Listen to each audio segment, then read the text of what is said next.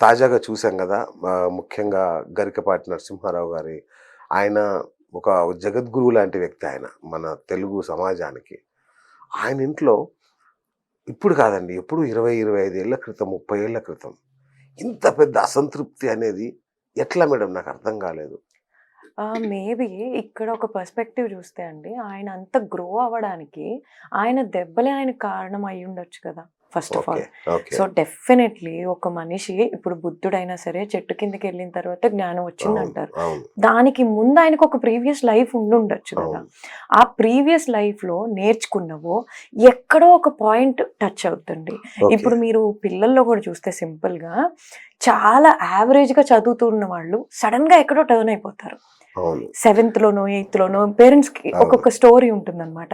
అలా సడెన్‌గా టర్న్ అయ్యారంటే ఎక్కడో ఏదో పాయింట్ వాళ్ళకి టచ్ అయింది. హ్మ్. అట్లా ప్రతి ఒక్కళ్ళ లైఫ్‌లో మనం before that incident, after that incident అంటాం. ఓకే. ఇప్పుడు మనం లాస్ట్ టైం అనుకున్నట్టు సమంత మీద చాలా రీల్స్ వచ్చాయి. బిఫోర్ డివోర్స్, ఆఫ్టర్ డివోర్స్ అనేసి అవును. వీళ్ళే మ్యూజిక్ ఏసేసి అవును. చాలా బబ్లీగా, జోయల్‌గా ఉన్న పర్సను మరి ఆ ఇన్సిడెంట్ ఆవిడని మార్చింది కదా!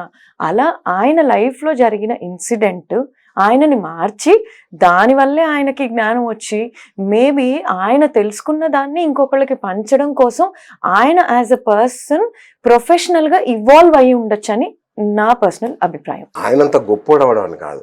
అసలు ఆ స్త్రీమూర్తికి ఇంత గొప్ప వ్యక్తి మీద అంత అసహనం ఏంటి? ఆయన నుంచి వదిలేసిపోయి, ఈరోజు ఆయన మీద తిరగబడి, ఆయన ఒక నీచుడు, దుర్మార్గుడు అని చెప్పే పరిస్థితి ఎందుకొచ్చిందసలు? అది అసహనం అనేది సడన్‌గా ఎప్పుడు రాదండి. That lady must have been the same. అంటే ఆ ఓకే. అసహనం వల్లనే వాళ్ళు విడిపోయి కూడా ఉండుండొచ్చు. ఓకే. అంటే అది ఎప్పటినుంచో ఉంది. కాకపోతే అది బయటికొచ్చే టైమింగ్ వేరంతే. అంటే ఓకే. మనకి ఎప్పటినుంచో చిన్నప్పటి నుంచి మనం వింటున్న ఒక సామెత ఏంటంటే పండ్లున్న చెట్టుకే రాళ్ళొస్తాయి. హ్మ్. సో, మీరు ఈ క్రమంలో చూస్తే జానీ మాస్టర్ గాని, వీళ్ళు గాని వీళ్ళంతా ఒక అవార్డ్‌కి ఎంపిక చేయబడ్డారు. అంటే నేషనల్ వాళ్ళ అవార్డ్స్. కెరియర్‌లో హై చూస్తున్నారు ఇప్పుడు. అవును. కెరియర్ ఎప్పుడు ఇలా ఎళ్ళినప్పుడు ఎవ్వరి ఫోకస్ ఉండదు. ఇది ఇలా పెరిగినప్పుడు ఇలా రావాలి. ఓకే. ఇలా పెరగడానికి వాళ్ళ కృషి, వాళ్ళ డిటర్మినేషనో, వాళ్ళు ఎంచుకున్న పాత్‌తో వాళ్ళు పడ్డ కష్టమో తీసుకెళ్తే ఏదోటి రావాలిగా కిందకి అవును. రావడానికి. అవును. అండ్ ఈ వచ్చే క్రమంలో మనకు ఒక రెడ్ ఫ్లాగ్ కూడా కనిపిస్తా ఉంటదన్నమాట. ఓకే. ఇప్పుడు ఓకే. జానీ మాస్టర్ విషయంలో ఆ అమ్మాయి ఎళ్లి తగులుకోవటం అవుతే ఈ ఈ ఈయన అల్లు విషయంలో అర్జున్ ఒక విషయంలో రెడ్ ఫ్లాగ్. ఓకే. మీరు మీరు చాలా కాంట్రవర్సీని లేదు. మనం ముట్టుకుంటున్నామేమో కానీ లేదు. స్టిల్ ఒక రెడ్ ఫ్లాగ్ మనం చూస్తే చిరంజీవి గారు మనం విజేతల గురించే అంటే ఎగ్జాక్ట్లీ విజేతలు పైకెళ్ళినప్పుడు ఎలా కిందికి ఎలా వస్తున్నారు కిందకి అనేది వస్తారు. మాట్లాడుతున్నాం. మన ఇక్కడ కరెక్ట్. వ్యక్తులు సో మనకు అని కాదు. అంతే. హ్మ్. ఇప్పుడు చిరంజీవి గారు వచ్చినప్పుడు అంత పెద్ద పర్సనాలిటీ వచ్చినప్పుడు జనాలు ఆబ్వియస్లీ డిస్టర్బ్ అవుతారు అవును. కదండి. మీరు కూడా ఈక్వలే కానీ డిస్టర్బ్ అవుతారు. ఆ డిస్టర్బ్ అయినప్పుడు ఆయన ఎంత ఇంపేషెంట్ గా ఫీల్ అయ్యారు ఆ కరెక్ట్. టైంలో. సో ఆ ఇంపేషెన్స్ లో ఒక సమావేశంలో ఈయన ఏదో బోధ అవును. చేస్తుంటే అవును. చిరంజీవి గారు అవును. ఎంటర్ అయినప్పుడు ఆయన ఇంపేషెంట్ ఫీల్ అయ్యారు. అవును. అయినా కూడా చిరంజీవి గారు ఈ గ్రాఫ్ ని ఇలా మెయింటైన్ చేసుకోవడం తెలిసిన వ్యక్తి కాబట్టి చాలా మెచ్యూర్డ్ గా ఒక్క రియాక్షన్ ఇవ్వకుండా వెళ్ళిపోయారు. అవును. అదే గనక ఆయన మీరు కూర్చుంటేనే నేను చెప్తాను అని అంటే నిజానికి ఆయన మెచ్యూరిటీ లెవెల్ కి ఆయన అంత జగద్గురు అయినప్పుడు ఒక 2 minutes వెయిట్ చేసి హ్యాపీగా చిరంజీవి గారు మీరు వచ్చినందుకు మా అందరికి సంతోషంగా ఉంది, నేను కూడా వస్తాను, ఇది అయిపోయాక అని ఎంత హ్యాపీగా ప్రెజెంటబిలిటీ చెప్పొచ్చు. అది అవును. సెన్సిబిలిటీతో ప్రెజెంట్ చేసి ఉండొచ్చు. బట్ బికాస్ ఆ గ్రాఫ్ ఇక్కడ ఉంది, పద్మభూషణ్ వచ్చింది కాబట్టి ఆ టోన్ కూడా డిఫరెంట్ లెవెల్లో ఉండుండొచ్చు. హ్మ్. సో అదొక చిన్న రెడ్ ఫ్లాగ్. సో అక్కడ మన అంటే మీడియా ముందు ఇంతమంది కళ్ళు చూస్తుండగా ఆయన అంత ఇంపేషెంట్ అయ్యారంటే ఎక్కడో ఈ పర్సనల్ లైఫ్ లో కూడా ఇలా ఎఫెక్ట్ అయిన వాళ్ళు చాలా మంది ఉంటారు. కరెక్ట్. ఆ గ్రాఫ్ అలా ఉన్నప్పుడు అందులో భార్య ఒకటి. అందులో ఇంకా ఎక్కడి నుంచో ట్రిగర్ పాయింట్ వెళ్ళుండొచ్చు హ్మ్. ఆర్ ఎక్స్ వైఫ్ అయి ఉండొచ్చు, అవును. ఎక్కడో ఉండుండొచ్చు.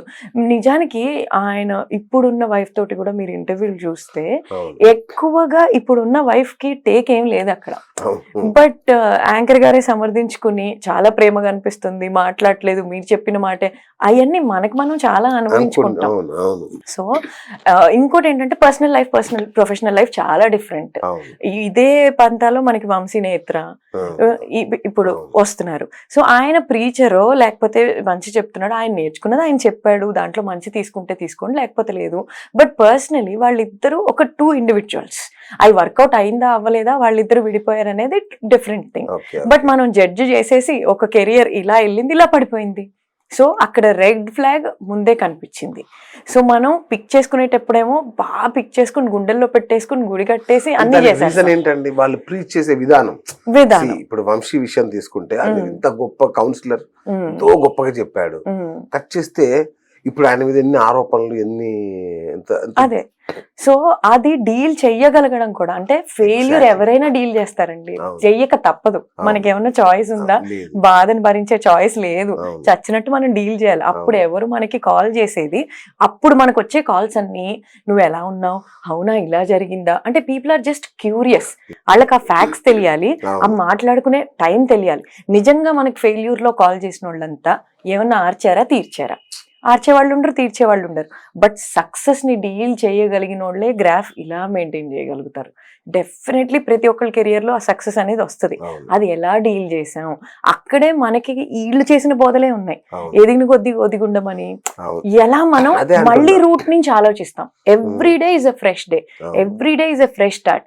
ఇవాళే మనం కొత్తగా ఒక పని చేస్తుంటే ఫ్రెషర్ లాగా వెళ్ళి స్టార్ట్ చేస్తే అది ఉండదు. సక్సెస్ లో ఒక గ్రాఫ్ వచ్చాక అది ఆలోచించలేదు. అంటే నాకు ఇది చెప్పండి, అసలు ఆమె అలా చేయడం కరెక్టేనా? సింహారావు గారి విషయంలో ఎక్స్ వైఫ్, మొదటి భార్య అలా 100% తప్పండి.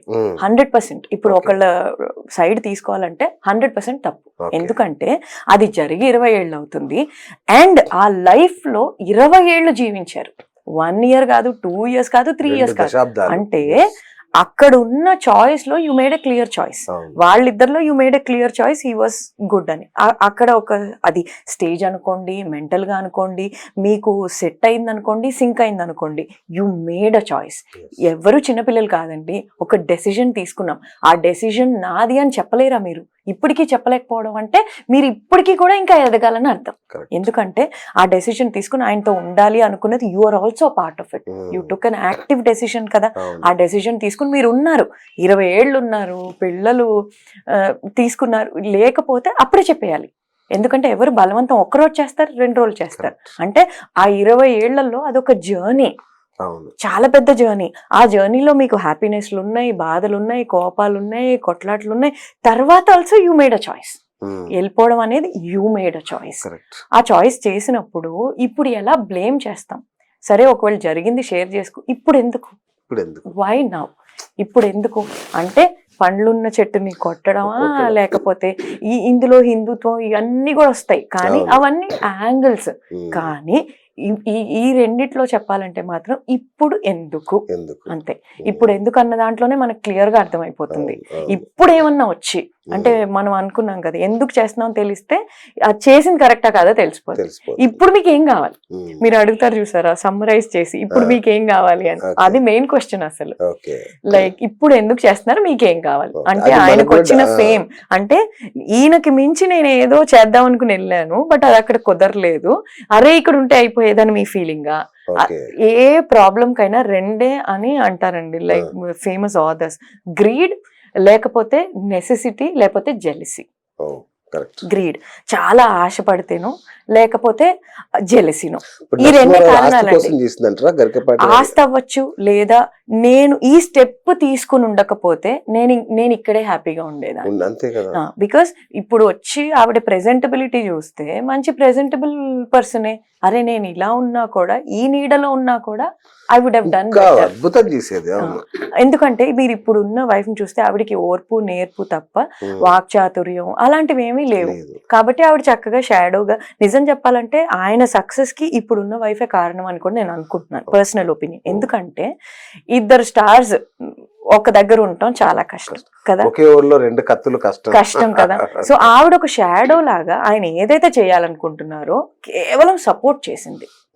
ఆ సపోర్ట్ తోటి ముందుకెళ్ళిపోయాడు ఆయన. పిల్లల బాధ్యత కూడా ఆవిడ తీసుకుని నడిపించుకుంటూ వచ్చేసాడు కాబట్టి ఆయన ముందుకెళ్ళాడు. సో ఈ ఆవిడ అలా జరగటం కూడా ఆయనకు మంచి జరిగిందని అంటాను నేనైతే. అంటే పర్సనల్ గా ఆవిడని నిందించడమో ఏదో కాదు.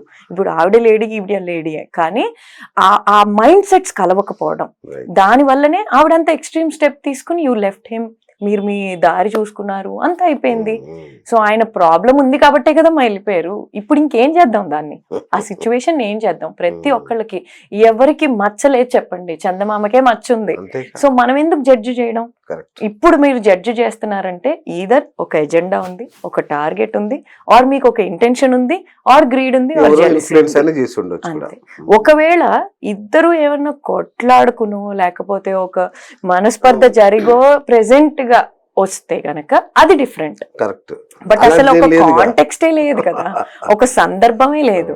ఇంక ఇట్స్ క్లియర్ కాల్ కదా.